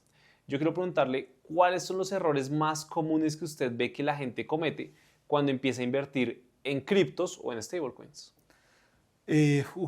Uno de los errores principales es no entenderlas a profundidad, porque la gente a veces compra cualquier cosa, entonces no sabe qué está comprando y ahí es cuando vienen los famosos scams, ahí es cuando vienen todas estas estafas de las shitcoins. Entonces eso es lo primero y pues les recomiendo, ya que estamos hablando de eso, un libro que se llama The Bitcoin Standard, pues habla solamente de Bitcoin, pero yo divido las cripto en tres: stablecoins, Bitcoin y el resto. Personalmente, solamente le creo a stablecoins como forma de pago supremamente eficiente y a Bitcoin como moneda de resguardo. ¿Cuál es la pregunta? No. Que ¿Qué, ¿cuáles son qué los les errores más recomiendo? comunes? ¿Qué son los errores más Entonces, comunes? errores comunes. Creer que las stablecoins, creer que las cripto te van a sacar de pobre de la noche a la mañana y que vas a volverte el próximo billonario de Colombia solamente comprando una shitcoin. Eso es lo primero, sin conocer el protocolo, sin conocer de qué se trata realmente. Primer error. Segundo error, no tener un plan claro de inversión. Las criptos son bien volátiles y la gente se asusta y se anima y entonces bajó y entonces compro rápido y entonces subió y entonces mejor vendo, ¿qué hago? No, una estrategia, que hay miles de estrategias, pero seguir a una estrategia clara. Eso es otro de los errores que yo veo. Y lo tercero, a título personal, no lo tomen como advice, no ahorrar constantemente en Bitcoin. Yo creo que hay que ahorrar constantemente en Bitcoin. El monto que sea, mucho o poquito, pero ser constante. Mire que me siento súper como de acuerdo con usted, porque uno, digamos, como dentro de las categorías de las criptos que usted dice, totalmente de acuerdo. Yo las diferencio, me parece que están súper bien esas, yo las diferencio también en otras dos, que son las meme coins, como que al final yo sí creo que sí, dentro de las altcoins, que son todas las demás diferentes a Bitcoin, bueno, cuáles son serias y cuáles no. Entonces, las serias, por ejemplo, un Solana, Ethereum, etcétera, creo que son serias. Un Dogecoin, Shiba Inu, Pepe, no son serias. Y hay una tendencia bien interesante que son las GovCoins. Y es que, como usted bien decía, los gobiernos no quieren perder el control de su política monetaria, entonces empiezan a mirar cómo emiten una criptomoneda que ellos puedan controlar, que me parece que es un poco incoherente, porque las criptos son descentralizadas. Pues si los gobiernos empiezan a sacar su cripto y tú la empiezas a utilizar, pues ahí está como en contra de los pilares fundamentales de las criptos. Y por otro lado, lo que usted acaba de decir de Bitcoin, no puedo estar más de acuerdo. Yo ya no lo hago, pero durante muchos años, todos los meses compré Bitcoin. Y tuve mercados alcistas, tuve mercados bajistas, pero a largo plazo te da la razón. Incluso quiero dar un dato y es que nadie nunca en la historia que haya invertido en Bitcoin en un periodo superior a 5 años ha perdido dinero. Entonces, pues yo creo que ahí está una gran alternativa para las personas que quieren ahorrar y quizá construir incluso su pensión a largo plazo. De acuerdo, de acuerdo. Y el otro tema es, digamos, tener un portafolio organizado, ¿no? Tampoco invertir con lo que uno come, ¿no? No hay que ser organizado. Eh, y tener un portafolio. Yo tengo muchas cosas, no solamente tengo Bitcoin, también tengo lo que te dije, o sea, temas muy de hace pues, miles de años, que es, por ejemplo, real estate. Tengo cosas mucho más nuevas como las stablecoins y las bitcoins. Un tema de balance y con lo que uno también se sienta cómodo, ¿no? Por ahí hay un amigo mío que dice tranquilidad sobre rentabilidad. De acuerdo, así es. Yo no podría... Una de las cosas que yo hago es, compro Bitcoin a ojo cerrado, no me importa el precio, no sé a cuánto compro, a lo que sea que esté, compro a ojo cerrado porque no podría, no duermo. Yo creo que si me pongo a analizar el mercado, si subió, si bajó, yo personalmente no aguantaría. No, y mire que ahorita justo con ese comentario me acabo de acordar que quería comentar una experiencia personal y es que a pesar de que no lo parezco, yo soy cripto bro y entonces me encantan las criptos, he invertido en muchísimas criptos, si no estoy mal he invertido en más de 30 criptos diferentes y les voy a decir mi conclusión es que con la que más he ganado es con Bitcoin. Entonces yo digo, la más segura, la más estable y con la que más gano, pues para que asumo más riesgo con otras, si históricamente he ganado menos. Entonces yo siento que muchas veces en las inversiones uno no tiene que ponerse a inventar tanto. Igual que lo que usted decía, por ejemplo, usted invierte en ETF del S&P 500, yo también, ese sí, todos los meses, desde hace años, nunca he parado. Hay una estadística que dice que una persona que invierte en un ETF del S&P 500 le gana al 96% de traders en el mundo. Pues entonces yo para qué carajos me pongo a hacer trading todos los días si lo más probable es que el que invierte en un solo activo fácilmente todos los meses me va a ganar a mí. Como que yo siento que uno también tiene que hacerse la vida fácil, no hay que inventar tanto en inversiones. Sí, sobre todo que si en mi caso tengo otro oficio aparte de invertir, pues se me dificulta estar aprendiendo tantas cosas y estar pendiente de tantas cosas. Entonces yo voy a la fija. Es mi portafolio, pues, que es conservador en cierto sentido. Bitcoin es un poquito más arriesgado. Lo intento balancear. Sebas, quiero preguntarle ahora cuál ha sido su mejor inversión en toda la vida y cuál es el peor error financiero que ha cometido. Mi mejor inversión fue comprar Bitcoin. Yo compro Bitcoin, no soy tan viejo tampoco, pero empecé como en el 2017, por ahí, cuando estaba como a $6,000. Pues esa ha sido la mejor en porcentaje, ¿no? Obviamente cuando eso yo estaba como en décimo del colegio, entonces no tenía la capacidad de compra pues súper grande, pero esa, digamos, porcentualmente ha sido la mejor. Error financiero, tomar decisiones no informadas, de corazón. Entonces, es que subió 20%, entonces yo voy a vender, o no voy a vender, eso sigue para arriba. Entonces, decisiones no informadas. No, es que me dijeron, escuché por ahí que hay que comprar esto. Es que, entonces, ese yo creo que ha sido el peor error que he cometido y he cometido muchos errores financieros a partir de tomar decisiones no informadas, incluso en cosas tan básicas como una tarjeta de crédito.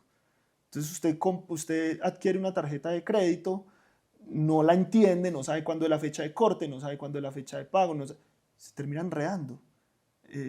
Y esos errores se empiezan a cometer mucho porque uno no toma decisiones informadas. Quiero que ahora pasemos a una sección de hábitos, mentalidad, su vida personal y quiero preguntarle, ¿usted cómo maneja el estrés y la presión de ser el CEO de una startup? Se maneja, pues bueno, yo cómo lo manejo. Entonces yo lo que hago para manejarlo es intento orar. Para mí la oración es como una forma de meditar, eh, independientemente de si uno cree, si no cree, si la religión que sea, yo creo que es un espacio donde uno habla con uno mismo, pone sus preocupaciones, pone sus agradecimientos, pone sus objetivos. Es bien similar como a lo que se asemeja a una meditación. Eh, Luego hago ejercicio, me gusta mucho practicar boxeo, pues digamos como entrenar boxeo, porque el boxeo me permite una cosa muy interesante y es, uno, te exige físicamente, digamos en fuerza, aunque no parezca, es bien exigente de fuerza. Dos, es exigente de resistencia y cardio, sobre todo en una ciudad como Bogotá. Tres, te genera mucha coordinación. Y cuatro, que es la que es más importante y por la cual me quedé con el boxeo, es porque te bloquea la mente. Porque tenés que estar pendiente del golpe que viene y de lo que te está diciendo tu instructor que debes hacer. Entonces no pensás en otra cosa. Yo antes, todavía lo hago no tan juicioso, pero por ejemplo cuando yo hacía pesas, lo que pasa es que cuando usted está haciendo las repeticiones, yo en ese momento estoy resolviendo problemas de Plenty. Entonces, al final, lo que pasaba era que yo hacía ejercicio, pero no descansaba la mente. Entonces seguía estresado, ¿cierto? Con el boxeo no me pasa, con el boxeo bloqueo la mente. Y esa hora que estoy boxeando, mi mente no piensa en absolutamente nada más que no sea el boxeo, que me parece muy bueno eso. Ese es como mis hábitos. Y el tercero, que no soy tan juicioso, pero me gustaría ponerme más juicioso, tema de la lectura. Y no solamente lectura, sino como aprendizaje. Yo creo que el aprendizaje a través de cursos, lectura, webinars, espacios como este, yo creo que son bien importantes. Y nos adelantamos un poquito, pero igual quiero que nos explique cómo es un día suyo normal, cómo es su rutina y de todo lo que usted me dijo, cuál es un hábito que no es negociable que falte. Bueno, entonces un día mío, un martes, que es el día más difícil para mí, porque tenemos todos los weeklies. Nosotros tenemos unas reuniones semanales con todos los equipos y todas las cuadro el martes. Entonces ese es el día más complejo mío. Para mí también, el martes es el día más complejo. No elegí el lunes porque hay mucho festivo. Mm. Entonces tiene que ser el martes. Me levanto 6 de la mañana, más o menos. Empiezo a entrenar boxeo como a las 6:30, a 7:30. Ahí yo entreno en mi edificio. En mi edificio tiene gimnasio, entonces entreno ahí, subo a mi apartamento, me arreglo. Yo tengo la oficina ahí en mi apartamento. Entonces ya a las 8 me conecto y empiezo a tener las reuniones de todo el día. Entonces nosotros, pues, digamos, en este caso de martes que elegimos, son donde vemos las reuniones de 1 hora con cada equipo, donde vemos las estadísticas de la semana anterior, qué se hizo, qué no se hizo, lo que se hizo, cómo se ve reflejado en mejoras o peoras, pues, o que no son mejoras, perdón, eh, de Plenty, y cómo vamos a actuar para la siguiente semana. O sea, cuál es el plan de trabajo para la siguiente semana, qué vamos a medir y cómo esperamos que los resultados se obtengan. Eso lo hacemos todo el tiempo. A mediodía yo no desayuno, porque no por el tema del ayuno intermitente ni nada de eso, sino porque vivo solo y no todo tiempo, entonces no desayuno y no soy tan hábil en la cocina, entonces simplemente no desayuno. A las 12 sí almuerzo, entonces ahí sí me toca pues obviamente almorzar, cocinar, todo. Y el resto de la tarde ya es temas de trabajo individual, trabajo con un equipo particular porque hay un problema X, entonces hay que resolverlo. Eh, Tengo reuniones, tengo una sección de hablar con clientes también. Entonces nada, pues básicamente es entender pues, qué está pasando, cómo evoluciona Plenty, qué les gusta, qué les gustaría tener, si les estamos resolviendo o no el problema, o sea, en general, dependiendo de lo que necesite, pues particular, preguntarle a los clientes. Tengo también una sesión para proveedores y como partners, entonces siempre hay un partner con el que tengo que renegociar algo o con el que tengo que hacer alguna gestión, entonces me guardo el espacio y al final de la tarde, pues no, ya la noche, como, me ducho, ojalá, pues me gusta mucho como ducharme para relajarme, hago el tema de la oración y ya, y me duermo. No tiene mucho misterio mi día a día. Qué bien. Ahí en la mitad me gustaría meter el tema de la lectura que estábamos diciendo. Claro, incluso Juan Pablo Zuluaga, mi socio de finanzas, un gran mentor, él dice que él parte su lectura en 3 momentos del día y un momento es así a mediodía, entonces me parece que chévere que funciona, la verdad. Sí. Ah, bueno, y me gusta mucho el fútbol, creo que ya lo comenté, entonces por la noche normalmente hay fútbol, entonces me pongo a ver. Ah, se pone a ver fútbol, no juega, sino No, me pongo a ver, se pone a ver. no juego, Ya, ya. desafortunadamente. Bueno, un día podemos ver o jugar también. Ah, cuando me Hincha, inviten. hincha de Nacional. Yo soy hincha de Nacional, no a morir, porque pues las pasiones, digamos, pero sí me gusta mucho Nacional y lo veo todos los días sagrado y me gusta mucho. También veo otro, pues digamos, más deportes, me gusta mucho y, y el fútbol europeo en general. Sebas, hemos hablado mucho en el podcast sobre foco, sobre propósito, pero quiero que ahora hablemos justamente cuando se pierde un poco eso. ¿Usted qué hace cuando pierde el enfoque, cuando pierde el propósito para volverlo a tener? Pues pucha, una de las cosas más importantes es rodearse de personas porque uno no se da cuenta tan fácil que está perdiendo el foco. Y el foco en todo el sentido de la palabra, temas de ego que estamos hablando ahorita. Entonces uno se le empiezan a subir los humos porque salen Forbes 30, Under 30, y entonces una hora se cree intocable, ¿no? Y necesita a alguien que lo aterrice y le diga, usted no es nadie, ¿no? Bájese de esa nube. Entonces, esa es una de las grandes cosas que yo creo que he logrado cultivar y es rodearme de personas que, uno, me aportan mucho, pero dos, me aterrizan mucho. Dentro de ellas mi familia y mis amigos y mis compañeros. Eso es lo primero. Y el tema del foco es un tema muy complejo, para mí sobre todo un reto muy complejo porque yo quiero hacer de todo al tiempo y mil cosas y entonces ahora quiero sacar, voy a poner un ejemplo pues que no aplica, pero un ejemplo de ahora quiero sacar carros voladores, ¿no? Porque me encantó y porque yo creo que brutal un tema de finanzas con carros voladores, ¿no? Mi equipo ahí mismo me aterriza y me dice, no, venga, no perdamos el foco, ¿cierto? Eh, ese es uno de los grandes retos en los que estoy trabajando. ¿Qué valor personal no negocia por nada del mundo? ¿Qué valor? Tengo varios que no negocio. El respeto. Yo soy una persona que me considero respetuosa, no comparto ni comulgo con las personas que dicen las cosas gritado, regañan. Yo creo que hay muchas formas de decir las cosas. Eso para mí es un no negociable y de hecho llamo mucho la atención cuando eso se está pasando, porque la gente pues en general pues en las conversaciones, en las discusiones, la gente se altera, ¿no? Y para mí eso no es un negociable. Entonces el tema del respeto. Y el otro tema es el tema de la honestidad, como de la honestidad y la integridad, ¿no? Una persona que sea transparente. Eso para mí es clave. Una persona que no sea tramposa, una persona que no quiera tumbar pues, al del lado. Yo creo que eso para mí no es negociable. O sea, si yo tengo una conversación con un proveedor, por ejemplo, y me doy cuenta que lo que quiere es tumbarme, más allá de que yo, pues, me, me dé cuenta y sea una cosa que no beneficia a la compañía, es como que ya no quiero hacer negocios con vos, no me interesa, ¿cierto? Por el tema de la confianza. Esos son como los dos valores que para mí son clave.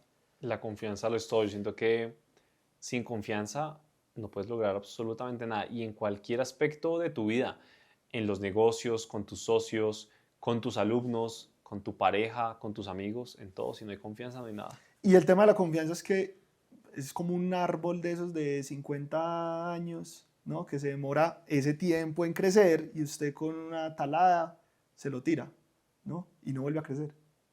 Sebas, vamos a comenzar ahora una ronda de preguntas rápidas y virales. Vamos a ver qué tal las respuestas.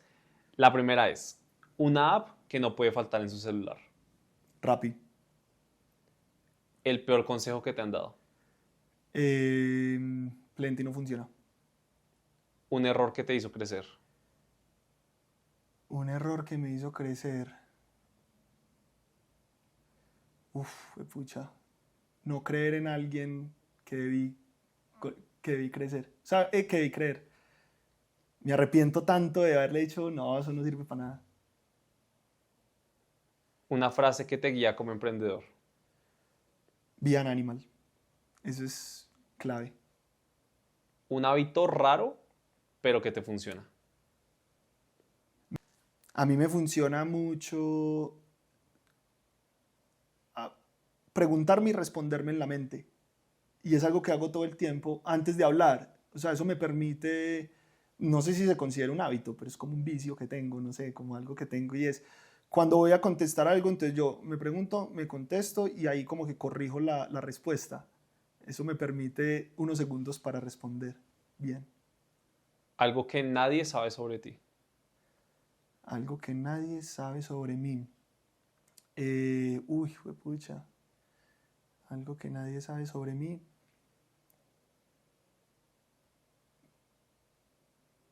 Soy adicto al dulce.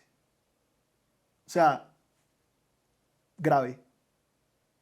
Entonces, no merco nada que tenga dulce. O sea, en mi casa no tengo dulce, porque me lo acabo en un día. Entonces, dulce siempre intento tenerlo lo más lejos posible. Eso es algo que nadie sabe. Pues nadie no. Unas personas muy cercanas obviamente sí saben. Después de esta muy buena conversación, allá le tengo un brownie. ¡Oh! Nos comemos pay 7. Ajá. ¿Qué le diría al Sebastián de 20 años sobre emprender? Le diría que no le tenga tanto miedo. Yo creo que fui muy miedoso. Soy muy miedoso. Soy una persona muy miedosa. Entonces mido mucho las cosas. Yo creo que es pues uno, al Sebastián de 20 años, que no sea tan miedoso, y dos, que compre más Bitcoin. Correcto, muy bien, que compre más Bitcoin. Yo también me diría eso. Compra Bitcoin, compra Bitcoin.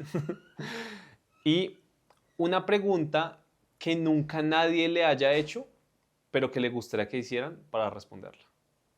¿Cómo veo yo el futuro de la banca, por ejemplo? Esa es una pregunta que no me han hecho.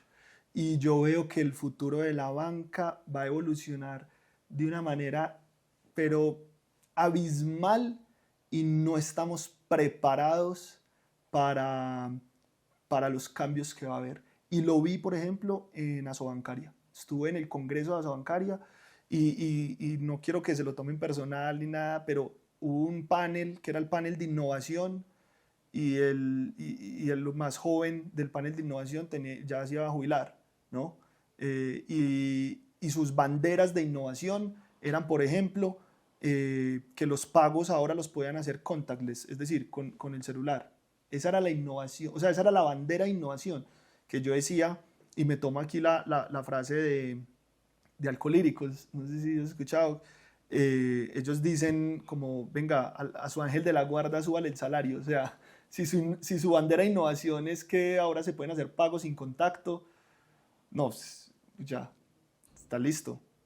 Sebas, quiero que ahora hablemos de su legado y el mensaje que quiere dejar al mundo. Y si yo le preguntara cuál es el legado que Sebastián quiere dejar en el ecosistema emprendedor colombiano, ¿cuál sería? Yo quiero, o sea, digamos, hablando con mis socios, decíamos, venga, listo, ¿cuándo es suficiente? Era una pregunta que nos hacíamos. Y la respuesta a la que llegamos en conjunto era, yo necesito ver que una persona en Plenty o que los usuarios de Plenty suban un escalón su nivel socioeconómico. Para mí eso sería tan gratificante, o sea, ver que una persona a través de las herramientas que le estamos dando, de las posibilidades que le estamos dando, de lo que queremos hacer, pueda pasar de un estrato 2 a un estrato 3, de un estrato 3 a un estrato 4. O sea, subir.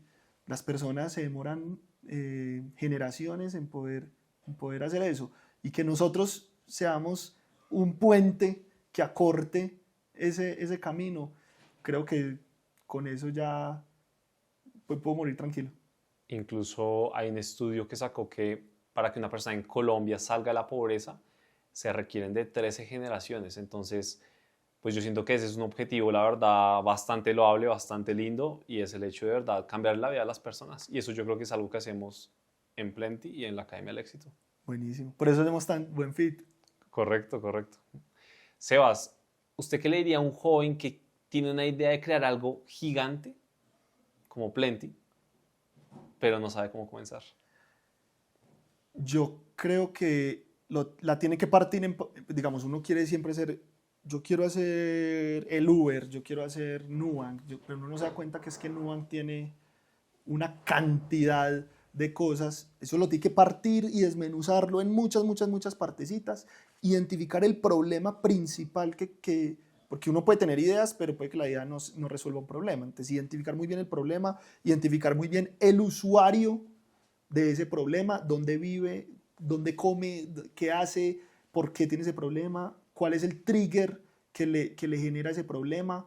El trigger de, caso Plenty, entonces el trigger de poder fondear un broker es querer comprar acciones. Si la persona no quiere comprar acciones, no le genera el trigger de Plenty, ¿cierto? Para poder usar Plenty. Entonces, identificar muy bien y conocer al detalle, casi que como si fuera su novia, ese cliente, ¿cierto? Eso es lo primero. Una vez identifique eso, entrevistar y hablar con ellos, ¿cierto? Para ver cómo resuelven el problema hoy, porque de alguna forma lo tienen que estar resolviendo. ¿Qué problemas tienen resolviendo el problema? Pues, ¿qué problemas tienen resolviendo esta dificultad?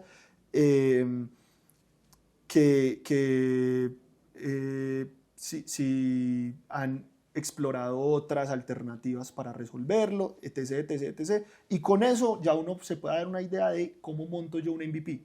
Y el MVP básicamente es un mínimo producto viable para resolver el problema. Yo no necesito montar Nubank ya. Yo necesito una cosa muy sencilla que no escale, no necesita escalar para resolver ese problema puntual. Y empezar ahí, ahora sí, a iterar. Al mejor estilo de Lean Startup. No sé si te lo has leído, pero es literal construir, iterar, medir, y eso es un ciclo infinito. Eso no acaba. Y ahí empieza. Y uno empieza muy chiquito y cuando uno mira para atrás es un monstruo gigante. Así es. Pues, o así creo yo que es. Si usted pudiera colocar una cartelera gigante en Bogotá y que todas las personas de Colombia la leyeran, ¿qué diría? Uno es arquitecto de su propio destino. Yo creo que sería eso. Hay un montón de cosas alrededor que influyen pues obviamente uno no tiene la culpa de nacer donde nació, ni nacer con quien nació, ni tener los papás que le tocaron, ni la situación económica, ni muchas cosas alrededor que pasan porque pasan. O sea, simplemente Alejandro Gaviria una vez lo decía y era como que las cosas tienen probabilidad cero, pero aún así pasan. Pero uno sí es responsable de tomar las decisiones que toma y cómo eso influye en el futuro, en todo el sentido, profesional, personal, familiar, sexual, económico, ¿no? Entonces, yo sí pondría la cartelera. Yo la leería. Me gusta. Sebas, para usted, ¿qué es el éxito? Hombre, yo creo que el éxito es tan distinto para cada persona. Para mí es tranquilidad. Yo creo que para mí eso es el éxito. Entonces, tranquilidad en muchos aspectos. Entonces, tranquilidad con mi familia. Que mi familia se sienta cómoda almorzando conmigo en la misma mesa, que eso no pasa en todas las familias, lastimosamente y desafortunadamente. Con los amigos, que un amigo confíe un secreto conmigo, eso para mí es el éxito en esa relación de amistad. Tener tranquilidad económica, indudablemente, eso no lo podemos quitar pues no lo podemos sacar de lado. estar tranquilo, no tener que depender de, pues, o estar angustiado por deudas, por gastos, eso es otra forma de llegar al éxito. Crear o hacer cosas que impacten, lo que decíamos ahorita, que de verdad una familia pueda acortar esas 13 generaciones a una. Eso es éxito, ¿no? Entonces para mí es como, se resume en tranquilidad. Sebas, yo le quiero agradecer enormemente por sus insights, sus reflexiones, las meditaciones que compartimos en este podcast. De verdad que aprendí un montón. Quería conocerlo mucho mejor hace rato porque le digo una cosa, es que Plenty me ha hecho a mí la vida mucho más fácil. Yo que soy una persona que invierte desde hace tantos años, al final creo que he tenido unos beneficios, unos privilegios, pero a la vez quizá algunas dificultades, porque por ejemplo actualmente vivo en Colombia, también por ejemplo si quiero sacar mi plata acá a otros países como lo hacía, y acá siendo súper transparente, Plenty ha sido ese aliado estratégico que yo utilizo, y es por eso que van a encontrar varios videos en todas nuestras redes sociales sobre Plenty. Entonces qué chévere poder conocerlo a usted, poder colaborar con Plenty. La verdad que me siento muy orgulloso de poder tener el privilegio de hacer eso, y le quiero pedir un gran favor antes de finalizar, y es que acá tenemos como un gran hábito, algo que siempre repetimos, y es que en este libro estamos recapitulando los mensajes más importantes, una meditación, una reflexión que todos los invitados nos quieran dejar. Este es un cuaderno que me dieron hace 9 años y es sobre una aventura, la aventura de la vida, y quiero que usted nos comparta un poco como su reflexión final acá, y quiero preguntarle si hay algún último mensaje o algo más que quiera decir antes de terminar el podcast. Pues yo creo que el mensaje más importante es uno tiene que tener un propósito. Yo creo que nosotros tenemos una responsabilidad absolutamente todos de hacer un mejor mundo, ¿no? Y construir un mejor futuro para, para las personas que nos rodean. Yo creo que eso es lo más importante, desde muchos aspectos, ¿no? El ingeniero en obra tiene su forma de hacerlo. Nosotros desde Plenty tenemos nuestro propósito de hacerlo. Vos pues con tu academia y con toda tu comunidad pues lo estás haciendo. Yo creo que es darse cuenta de ese propósito. Eso pues, no tiene precio, darse cuenta y la satisfacción que genera. Y nada, las personas que quieran emprender y que estén, digamos, metidas con el cuento, les guste, lo hagan. O sea, como que hay que hacerlo. Y lo mismo, las personas que quieran invertir, háganlo. O sea, la única forma de hacer, pues, de poder aprender es haciéndolo. Pues uno puede leer todo lo que quiera, la literatura, todo, pero solamente hay una forma de realmente lanzarse a la piscina, y es metiéndose. Total, al final nadie ha aprendido a nadar leyendo libros. Así es. Y nadie nació aprendido. Entonces no hay uno de los valores que nosotros tenemos en Plenty es pues como no tenerle miedo a fallar. Entonces la única forma, y lo hablamos en los weeklies precisamente, es cuántas veces fallaste esta semana, ¿cierto? Si no fallaste es porque no intentaste, ¿no? Hay que fallar y hay que tener esa mentalidad con toda la responsabilidad del caso, fallar, ¿cierto? Y eso implica aprender, eso implica mejorar, y yo creo que esa es como la secuencia de la vida. Sebas, muchísimas gracias por esa reflexión final, y realmente muchísimas gracias por ser parte del podcast de la Academia del Éxito. No, Santi, antes muchas gracias a ti por tenerme, tu comunidad la admiro, pues impresionante. Creo que podemos hacer muchas cosas juntos, vamos a ser muy buenos amigos, y nada, pues un saludo muy especial a toda tu comunidad, realmente es por ellos que hacemos esto.